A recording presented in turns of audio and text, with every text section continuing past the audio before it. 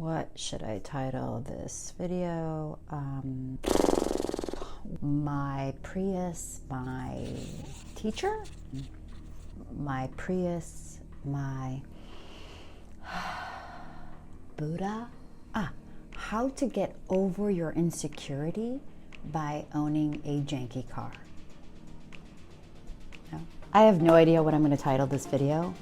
But first, this fun field trip to a very fancy hotel in my seafoam green 2015 Prius. Yeah. Okay, so I'm pulling up to the event, and this is one of the fancier hotels in LA, Fairmont in Santa Monica. And I just love pulling up to these things in my Prius. Half love, half embarrassed, but because like the judgment in people's eyes when I roll up. The destination is on your right. Fairmont Miramar Hotel and Bungalows.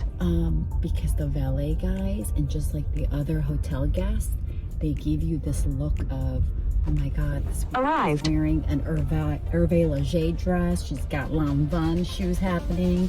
What is she doing in this hoopty? Is she like a crack addict?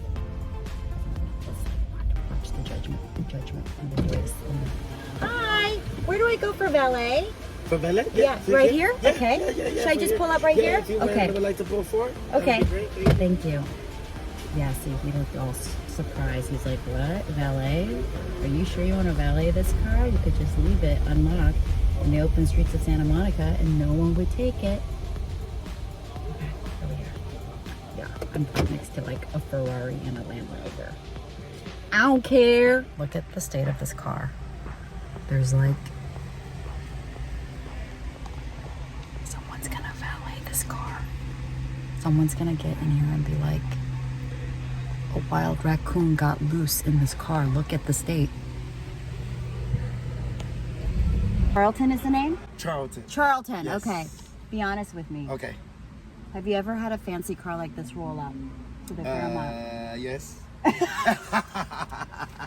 You're a good sport. I have. Okay, so like Yes. I'm all dressed up. Okay. And like, what is your first thought when you see like a really dressed up person rolling up to the Fairmont in such a hoopty? Nothing. I don't have no, I don't judge. Thank you. Thank you. Okay, so course. see, my narrative was that Okay. you were judging, No, but you of were course not judging. Of course not. Okay, I knew this was a safe place. Okay. Okay, well, I'm glad we cleared that. Okay, all Okay, right. so I'm sorry about the state of this car. A raccoon did not get in here, Okay. as you might expect. This No is problem. just, got 2 kids. Okay. This is how I roll. Okay, that's fine. right. Don't judge. I think that's the best sentence right there. Right? Don't judge people. Don't judge. Charlton, promise me you're not going to go on a joyride on my Promise I'm not amazing gonna ride. go on a joyride on this beautiful Ferrari. I promise. Good times. Okay, so right now you have 2 choices. Do you want to know the real reason why we are a single car household, and that single car being a 2015 Prius? Or do you want to know the big secret that's not so secret for those in the know about how the luxury brand market works? Y'all are cute. I love that I gave you choices, as if this program was high budget and I had the ability to make it live and also interactive. But thank you for playing. Let's start with the logical reasons and then move on to just how my Prius is helping me reach spiritual enlightenment. Number 1 reason why I love my Prius. It fits my surfboard. With the 2 kids in the car, in car seats. I can just slide it in. I don't need to be like climbing all over the car because I need to put it on a rack. No fuss. And the best thing is, like, right after their school drop off, both of their schools are right by amazing surf breaks. So I just hit that up and have my moment at what I call my church, the ocean. Catch some waves, flow in to the right here, right now. Second reason why I love my Prius, adulting is fucking hard, okay? And you have to worry about and maintain so many things. I love that I don't have to worry about the Prius. Carefree, 100%. My kids spill some food, no big deal. I don't have to be that crazy angry mom. Secondly, I volunteer in the hood. I teach at USC, not so nice neighborhoods. I park my car and I don't have to worry about it. Nope. I also don't have to worry about the Prius financially. That car was paid for years ago. The only thing I pay for in the Prius is the gas, which is super fuel efficient, by the way.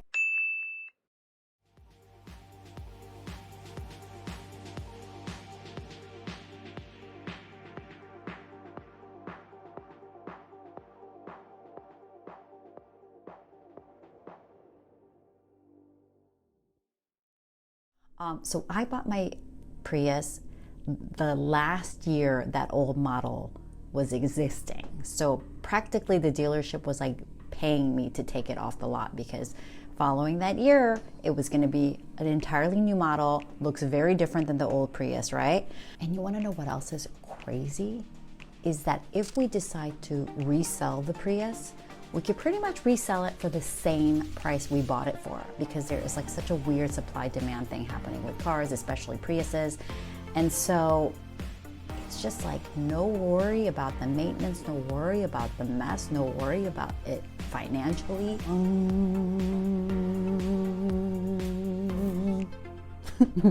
Okay, now the third reason why I love my Prius is that it is my greatest spiritual tool. What do I mean by that? Well, I've got an IG post that pretty much nails it on the head. So the joke reads, when you buy pants from Costco, that's when you don't care anymore. That's when we let go of our egos and begin our spiritual journey. That is what I'm talking about. Only my Costco pants is my seafoam green Prius that's 8 years old. So here's the big secret. Not so secret about luxury brands and how they operate. And for that explanation, I want to bring in one of my favorite YouTube stars. Let's talk about how designer brands target the poor instead of the rich, how they prey on our psychology, help destroy the planet, and how rich we could possibly be if we didn't spend money on designer products. So first things first. Designer brands will keep you poor. Emphasis on keep, because despite the high prices, these brands are targeting the poor and not the rich. They're targeting the people who want to look rich. Middle and lower class folks who don't have that much money or savings, that is the bread and butter of designer brands. Steve Jobs is famous for his black turtleneck look, amongst other things.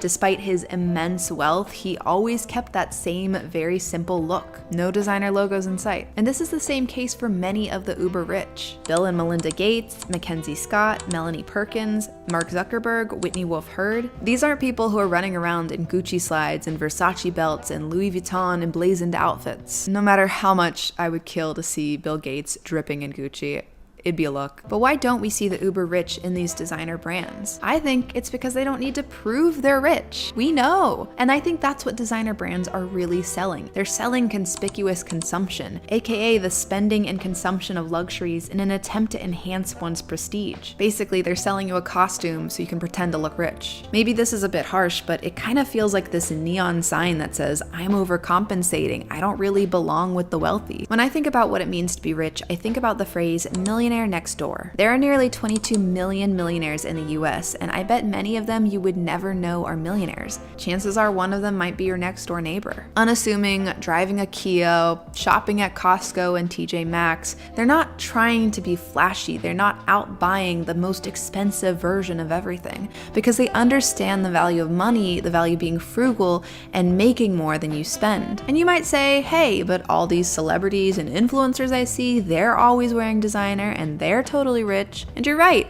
Dua Lipa wears a lot of Versace, Billie Eilish wears a lot of Gucci, Kim wears a lot of Balenciaga. She should probably cut that partnership though. Many of us are first exposed to the designer world through our favorite celebrities. But what we don't see is that behind the scenes, these influencers and celebrities get sent so many free products from designer brands too, because they know that it's free marketing if that celebrity or influencer is pictured wearing or holding that item. And some celebrities, like the ones I just mentioned, have official ambassadorship partnerships with these designer brands where they're paid to constantly wear their stuff. Because of all this, there's this illusion that designer brand items equate wealth and coolness. It feeds straight into our psychological desire to fit in and be part of an exclusive club, especially one where our peers are our rich and famous idols. It preys on insecurity, and unfortunately, the people most vulnerable to this kind of messaging and insecurity are middle class and lower class folks. Okay, so even knowing this, I still fall victim. I have the Chanel purse, I have the Gucci belt. But I guess where I draw the line is my car. I use my Prius basically as a barometer on just how much more self-work I need to do. Like the minute I start feeling embarrassed or ashamed about driving such an old Prius, I know, oh my God, I still have so much inner self-work to do. Okay, I'm gonna be fully transparent. My entire net worth and all my assets combined are. So if anything, I should feel empowered that I can afford a Tesla or 2 or 3, but that I choose not to. Because it's kind of dumb to invest in something that you know depreciates in value the minute you buy it. But here's the crazy thing. I know this, and yet I still want a Tesla some of the times. I guess it's because so often perception is reality, right? And I guess having a car like a Rivian or a Tesla or a Mercedes or a Range Rover, whatever, signals to the world like, I have my shit together. But like, why do I need that validation from the outside world? Because when you strip it all away, isn't a car just a vehicle that gets you from point A to point B?